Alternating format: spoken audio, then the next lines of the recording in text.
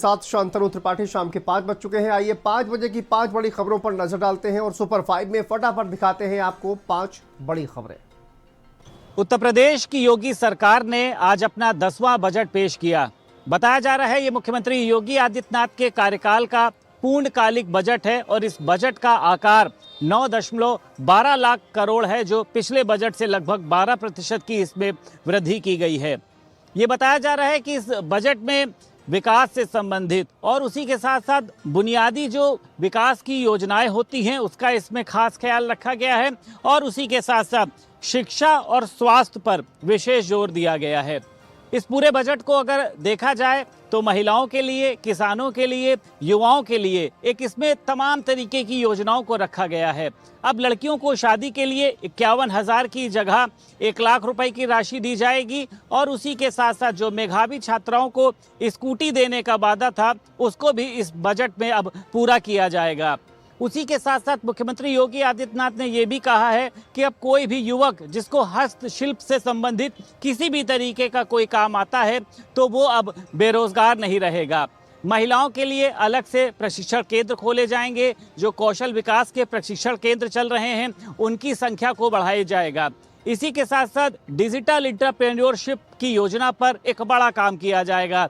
चाहे रजिस्ट्रेशन की बात करी जाए, लाइसेंस की बात करी जाए, इससे उसकी कार्य योजना को भी बढ़ाया जाएगा। मुख्यमंत्री योगी आदित्यनाथ ने यह भी कहा है कि जो भी इस बजट की राशि है उसको खर्च करना उस विभाग के मंत्री के लिए भी प्राथमिकता रहेगी, जिससे सरकार की सभी योजनाओं को लोगों के बीच में पहुंचाया जा सके।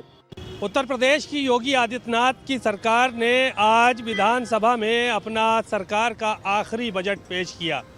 9 लाख करोड़ से ज़्यादा के बजट में तमाम योजनाओं की घोषणा हुई और विभिन्न सेक्टरों को आगे बढ़ाने की बात कही गई। इतना ही नहीं, वित्त मंत्री सुरेश खन्ना ने यहाँ तक कहा कि इस बार सरकार का जो बजट आया है उसने पत्थर पर गुलाब खिलाने का काम किया है। समाजवादी पार्टी के मुखिया अखिलेश यादव ने बजट को लेकर सरकार को आड़े हाथों लिया और कहा कि पिछले दिनों सरकार ने जो वादे किए थे उनमें से एक भी पूरा नहीं किया। न तो बच्चियों को स्कूटी मिली, न ही स्वास्थ्य व्यवस्थाओं को दुरुस्त किया गया। एमएसएमई को लेकर भी उन्होंने सवाल खड़े किए और कहा कि सरकार का जो बजट है उसका आकार बड़ा होने से कुछ नहीं होता है, उसको ज़मीन पे किस तरह से उतारा जाए ये बड़ी बात होती है। अखिलेश यादव यहीं पर नहीं रुके, उन्होंने सरकार के बजट को लेकर कहा कि सरकार पिछले बजट का 50% हिस्सा भी पूरी तरह से खर्च नहीं कर पाई है और नया बजट लेकर आ गई है। ये गरीबों के, महिलाओं के और किसानों के हित में ये बजट नहीं है। इतना ही नहीं, अखिलेश यादव ने कहा कि जब समाजवादी पार्टी की सरकार बनेगी तो किसानों का, महिलाओं का और नौजवानों का सबका भला होगा। सरकार का ये आखिरी बजट है और इसके बाद सरकार अपना बजट नहीं पेश कर सकेगी क्योंकि 2027 का चुनाव आ रहा है, उसमें समाजवादी पार्टी की सरकार बनने जा रही है। लोकसभा में लंबे गतिरोध के बाद नेता प्रतिपक्ष राहुल गांधी ने बजट चर्चा में हिस्सा लिया है। कल से बजट पर चर्चा की शुरुआत हुई है। पिछले कुछ दिनों की अगर हम बात करें तो लगातार लोकसभा में हंगामे की वजह से सदन की कार्रवाई नहीं चल पा रही थी, स्थगित की जा रही थी, लेकिन कल से चर्चा की शुरुआत हुई है। कल देर शाम तक सदन की कार्रवाई चली। आज नेता प्रतिपक्ष राहुल गांधी ने बजट चर्चा में हिस्सा लिया, भाषण दिया। इस दौरान जमकर मोदी सरकार पर हमला राहुल गांधी द्वारा किया गया है। यूक्रेन युद्ध की बात करें, राहुल गांधी ने सरकार को घेरा। इसके अलावा अभी जो ट्रेड डील हालिया में हुआ है इसको लेकर भी राहुल गांधी ने सरकार को घेरने का काम किया है। राहुल गांधी की ओर से कहा गया कि क्या भारत को लेकर कोई भी फैसला अमेरिका की ओर से किया जाएगा। हमला सीधे तौर पर केंद्र सरकार पर राहुल गांधी ने किया है। इसके अलावा कई वैश्विक मुद्दों पर नेता प्रतिपक्ष ने अपनी बात रखी। सरकार पर सीधा हमला, आर्थिक सर्वेक्षण को लेकर भी निशाना साधते हुए राहुल गांधी नजर आए हैं। जिला पंचायत परिसर में दिन दहाड़े गोली चली है जिसमें अधिवक्ता की मौत हो गई है। मृतक के परिजनों का आरोप है कि अधिवक्ता को यहां के एक बाबू असगर अली ने गोली मारकर मौत के घाट उतार दिया और बचाव के लिए खुद को गोली मारकर अस्पताल में जाकर भर्ती हो गया। मौके पर पुलिस अधीक्षक, अपर पुलिस अधीक्षक, सीओ सिटी और खुद जिला अधिकारी पहुंचे हैं। साथ ही जिला अधिकारी ने जाकर के स्थिति का जायजा लिया है। कहा जा रहा है कि अंदर गोली चली है और अभी तक की जानकारी में पता चला है कि जो आरोपी है उसको पुलिस ने हिरासत में ले लिया है। उनके पास खुद एक लाइसेंसी रिवाल्वर है। अब पुलिस पता लगाने में जुटी है कि क्या वास्तव में उसी लाइसेंसी रिवाल्वर से गोली मारी है या फिर हत्या में कोई और हथियार प्रयुक्त किया गया है।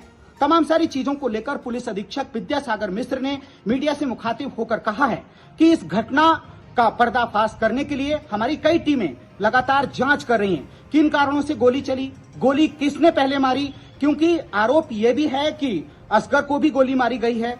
आरोप मृतक के परिजनों ने लगाया है कि असगर ने बचाव के लिए खुद को गोली मारकर अस्पताल में जाकर भर्ती हो गया है। पुलिस की तमाम सारी टीमें इस पूरे घटनाक्रम से पर्दा हटाने में जुटी हैं। अभी तक की जानकारी में स्पष्ट नहीं हुआ है कि पहले अधिवक्ता को गोली क्या असगर ने मारी थी या फिर असगर ने गोली मारकर अधिवक्ता की हत्या कर दी और खुद को बचाव के लिए गोली मारकर जिला अस्पताल में भर्ती हुए हैं। आपने खबरों में पढ़ा होगा, देखा होगा, सुना होगा, मोबाइल के दुकान पे जबरदस्त चोरी हुई। बाद में पुलिस पहुंचती है, सीसीटीवी फुटेज के माध्यम से चोरों का पता लगाती है, उनको गिरफ्तार करती है। लेकिन अब खबर को जरा दूसरी तरफ से समझिए कि सीसीटीवी फुटेज में ऐसे सुराग मिले हैं कि मोबाइल के दुकान में पुलिस वाले ही चोरी कर रहे हैं। जी हाँ, पुलिस वालों ने मोबाइल चोरी किया, आईफोन 1 लाख से ऊपर। मामला जौनपुर के लाइन बाजार थाना क्षेत्र का है, जहां 2 पुलिस वाले ग्राहक बन के बड़े इत्मीनान से मोबाइल की खरीदारी करने मोबाइल के दुकान पे पहुंचते हैं। ये मोबाइल नहीं पसंद है, दूसरा लाओ, दूसरा नहीं, तीसरा लाओ, ये लाओ, वो लाओ कहने के बाद एक आईफोन लगभग 1 लाख से ऊपर का धीरे से जेब में डालते हैं और कहते हैं निगोशिएशन का बहाना करके कि भाई रेट सही नहीं है, और निकल लेते हैं। जाने के बाद दुकानदार अपना सब सामान जब समेटने लगता है तो देखता है भाई एक आईफोन तो कम है। उसके बाद वो अपना सीसीटीवी फुटेज खंगालता है तो देखता है कि ये जो दोनों ग्राहक आए हुए हैं पुलिस वाले, उसने ही एक मोबाइल जो है अपनी जेब में डाल लिया। अब बड़े आश्चर्य की बात यहाँ पे ये है कि पुलिस अपने तमाम अपराधों का जो खुलासा करती है सर्विलांस और सीसीटीवी फुटेज के माध्यम से करती है, लेकिन इनकी मति कहाँ मारी गई थी कि इन्हें जरा भी भान नहीं था कि सीसीटीवी कैमरे लगे हैं या लगे होंगे। बहरहाल मामला पुलिस अधीक्षक तक पहुंचता है। उन्होंने दोषी आरोपी पुलिस कर्मियों के खिलाफ जांच बिठा दी है और उनका कहना है कि जब जांच रिपोर्ट आ जाएगी तब विभागीय कार्रवाई की जाएगी। अब विभागीय कार्रवाई होती रहे, क्या होगी वो बात का विषय है, लेकिन सवाल ये है पुलिस की विश्वसनीयता की जबरदस्त किरकिरी हुई है कि अब हम जिनसे उम्मीद करते हैं कि हमारे यहाँ कोई अपराध होगा तो उस अपराध में हमें मुक्ति दिलाने के लिए, आरोपियों को पकड़ने के लिए पुलिस आएगी, वही पुलिस जब चोरी करने लगे तो फिर हम आम जनता कहाँ जाएंगे। चलिए अब आगे बढ़ते